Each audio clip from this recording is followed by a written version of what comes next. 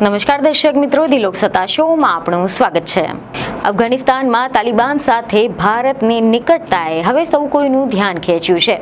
અફઘાનિસ્તાનમાં તાલિબાન સાથે ભારતની નવી રણનીતિએ હવે એક નવા યુગની શરૂઆત કરી છે। ભારતે તાલિબાન સાથેના સંબંધો વધારવા માટે અનેક પગલાં લીધા છે, જેમાં કાબુલમાં તેનું દૂતાવાસ ફરીથી શરૂ કરવું અને તાલિબાનના વિદેશ પ્રધાન સાથે ઉચ્ચ સ્તરીય બેઠક યોજવી પણ શામેલ છે।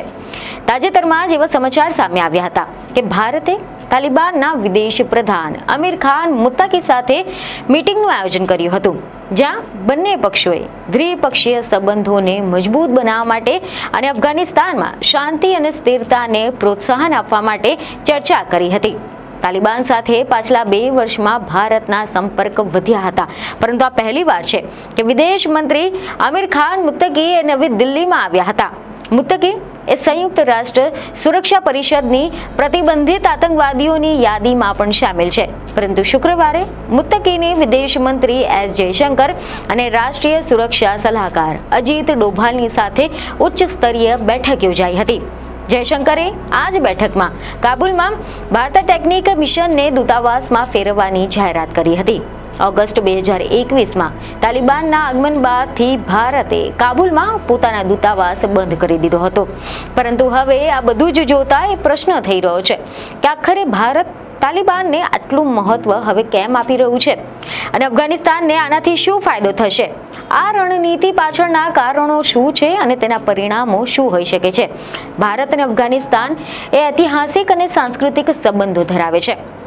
જોકે વર્ષ 1990ના દાયકામાં તાલિબાન શાસન સત્તામાં આવ્યા પછી ભારતે તેને માન્યતા આપી ન હતી, પરંતુ વર્ષ 2021માં તાલિબાન સત્તામાં આવ્યા પછી ભારતે વ્યવહારિક અભિગમ અપનાવ્યો હતો અને મર્યાદિત સંપર્ક શરૂ કર્યો હતો। આ અંગે કેટલાક નિષ્ણાતોનું માનવું છે કે ભારતની આ નવી રણનીતિ પાછળના ઘણા બધા કારણો હોઈ શકે છે, જેમાં પ્રથમ કે ભારત અફઘાનિસ્તાનમાં સ્થિરતા અને શાંતિ પ્રવર્તે તેવું ઈચ્છે છે।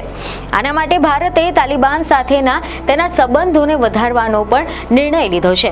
બીજું કારણ એ કે ભારત અફઘાનિસ્તાનમાં તેના હિતોનું રક્ષણ કરવા માંગે છે, જેમાં આર્થિક અને વ્યૂહાત્મક હિતોનો સમાવેશ થાય છે।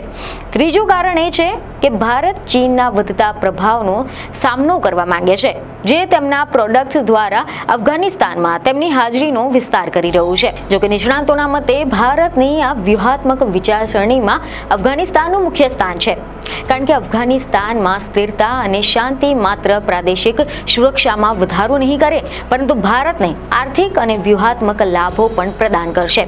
ભારતે અફઘાનિસ્તાનમાં અસંખ્ય વિકાસના પ્રોજેક્ટ્સમાં રોકાણ કર્યું છે, જેમાં રસ્તાઓ, પુલો અને અન્ય માળખાકીય સુવિધાઓનો પણ સમાવેશ થાય છે।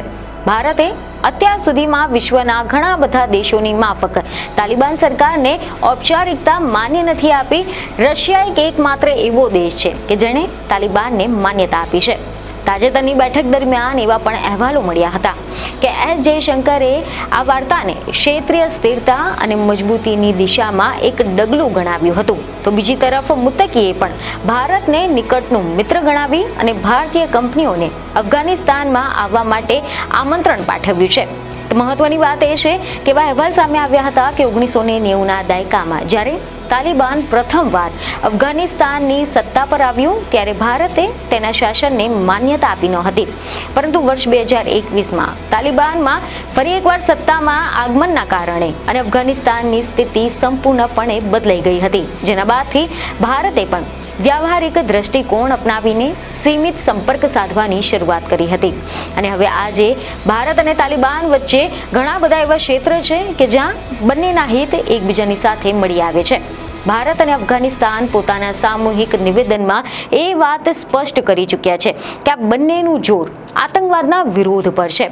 તાલિબાન ઇસ્લામિક સ્ટેટ ખુરાસાનને ન માત્ર અફઘાનિસ્તાન પરંતુ સંપૂર્ણ ઇલાકાની શાંતિ માટે એક ખતરો ગણાવી રહ્યા છે। ભારત પણ આતંકવાદ વિરુદ્ધ જુદા જુદા આંતરરાષ્ટ્રીય મંચો પર અવાજ ઉઠાવી ચૂક્યું છે, જ્યારે ભારત એવું સુનિશ્ચિત કરવા ઈચ્છે છે કે અફઘાનિસ્તાનની જમીનોનો ઉપયોગ એ ભારત વિરોધી પ્રવૃત્તિઓ માટે ન કરવામાં આવે, તેમજ તાલિબાન પણ પોતાની સત્તાને સ્થિર કરવા માટે ISIS કે પછી જેવા બધા સંગઠનો છે તેમને કમજોર કરવા માંગે છે। હવે આપણે વાત કરીશું કે તાલિબાન સાથેના સંબંધોથી ભારતને શું ફાયદો થશે. તો કેટલાક જાણકારોનું માનવું છે કે તાલિબાન સાથેના સંબંધો એ ભારતને અનેક ફાયદા લાવી શકે છે. પ્રથમ કે તે ભારતને અફઘાનિસ્તાનમાં તેના હિતોનું રક્ષણ કરવામાં મદદ મળશે. બીજું કે તે ભારતને પ્રાદેશિક રીતે તેની સ્થિતિ મજબૂત કરવામાં મદદ મળશે. અને ત્રીજું કે ભારતને અફઘાનિસ્તાનમાં આર્થિક તકોનો લાભ લેવામાં પણ મદદ કરશે. જેની સામે હવે આપણે વાત કરીએ કે આનાથી અફઘાનિસ્તાનને શું ફાયદો થશે. તો આ અંગે પણ નિષ્ણાંતોનું માનવું છે કે તાલિબાન સાથેના ભારતના સંબંધોથી અફઘાનિસ્તાન પણ નોંધપાત્ર રીતે લાભ મેળવી શકે છે. જેમાં પ્રથમ લાભ એ થશે કે તે અફઘાનિસ્તાનને આર્થિક સહાય અને રોકાણ પૂરું પાડશે. બીજું કે તે અફઘાનિસ્તાનની આંતરરાષ્ટ્રીય માન્યતા વધારશે. અને ત્રીજું કે તે અફઘાનિસ્તાનને તેની સુરક્ષા અને સ્થિરતાને મજબૂત બનાવવામાં મદદ કરશે. જો કે તાલિબાન સાથે ભારતના સંબંધો પણ અનેક પડકારોનો સામનો કરે છે. એમાં પ્રથમ પડકાર એ રહેશે કે તાલિબાન શાસન હેઠળ માનવ અધિકારોની સ્થિતિ ચિંતાજનક છે. બીજું કે તાલિબાન સાથે ભારતના સંબંધો અંગે આંતરરાષ્ટ્રીય સમુદાયમાં ચિંતા છે. અને ત્રીજું કે પાકિસ્તાન સાથે ભારતના સંબંધોમાં તણાવ ચાલુ છે, જે તાલિબાન સાથે પણ ભારતના સંબંધોને અસર કરી શકે છે. આમાં ઘણા મોટા પડકારો પણ રહેલા છે, જે રાજકીય, સુરક્ષા, આર્થિક અને આંતરરાષ્ટ્રીય સ્તરે ભારત માટે મુશ્કેલીઓ પેદા કરી શકે છે.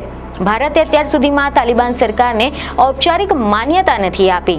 આ સ્થિતિ કૂટનીતિક સંતુલનની માંગ કરે છે. ભારત સંવાદ પણ ચાલુ કરે છે, પરંતુ માન્યતા આપવાથી પણ બચી રહ્યું છે, જેથી કરીને આંતરરાષ્ટ્રીય સમુદાયમાં તેની છબીને અસર ન થાય. તાલિબાન શાસનમાં માનવ અધિકાર, મહિલા શિક્ષણ અને સમાવેશી શાસનની સ્થિતિ હજુ પણ ચિંતાજનક છે. આના પર તાલિબાન સરકારનું કહેવું છે કે મહિલાઓના અધિકારોનું સન્માન કરે છે, પરંતુ અફઘાન સાંસ્કૃતિક ઇસ્લામિક કાયદાઓની પણ પોતાની વ્યાખ્યા પ્રમાણે પશ્ચિમ દેશો પણ તાલિબાન શાસન પ્રત્યે સચેત છે. જો ભારત તાલિબાન સાથે નિકટતા વધારે તો તેને આંતરરાષ્ટ્રીય ટીકાનો પણ સામનો કરવો પડી શકે છે. આની સાથે જ ભારતમાં પણ આ સંબંધોને લઈને કેટલાક સવાલો ઉઠવા લાગ્યા છે. જેમ કે જો હવે ભારતે કાબુલમાં પોતાના દૂતાવાસ ફરીથી ખોલ્યા છે, તો શું ભારત તાલિબાન તરફથી નિયુક્ત રાજદૂતને દિલ્હીમાં બોલાવશે ખરું? શું અફઘાન ગણરાજ્ય ગણાવતા જે ધ્વજ છે તેને સ્થાન તાલિબાનનો કાળો અને સફેદ રંગનો ધ્વજ ફરકાવશે? શું દૂતાવાસમાં તાલિબાનના અધિકારીઓ કામ કરશે? શું ભારત પણ રશિયાની માફક તાલિબાન સરકારને માન્યતા આપશે?